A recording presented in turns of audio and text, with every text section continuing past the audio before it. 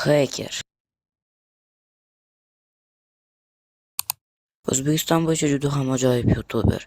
U juda yaxshi videolar tayyorlar edi. Lekin u bir kuni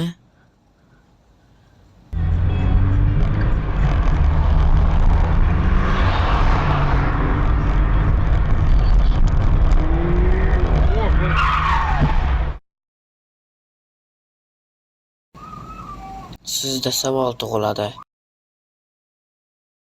Bu rostmi yoki yolg'on?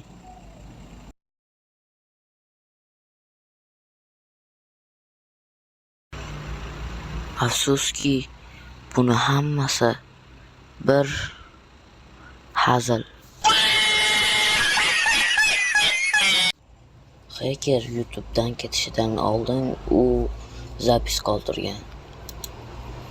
So'bchistoga kirsangiz ko'rasiz. Ha, to'g'ri. U o'zining 233 mingtalik kanaldan ketdi, lekin u boshqa kanal ham ochdi. Agar siz postga kuchgacha Hacker TV deb yozsangiz, uning mana bu kanali chiqadi. Bu kanalni opisiyatsida ko'rib turganingizdek, balki bu yangi kanalim bo'lar deb yozilgan.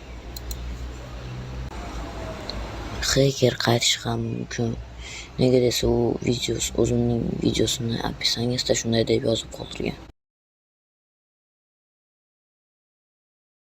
Nega desa, u o'zining videosini opisiyatsida shunday deb yozib qoldirgan. Men yaqin orada qaytaman va o'z ustimda ishlayman deb yozib qoldirgan.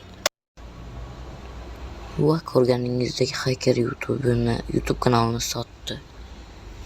Lekin ko'pga emas va u yaqinda qaytadi deb umid qilamiz. Siz bo'lsa menga like bosib obuna bo'lsangiz, shunga o'xshash kontentlardan ko'pgina chiqara olaman va shunda videoni tugataman. Hammaga xayr.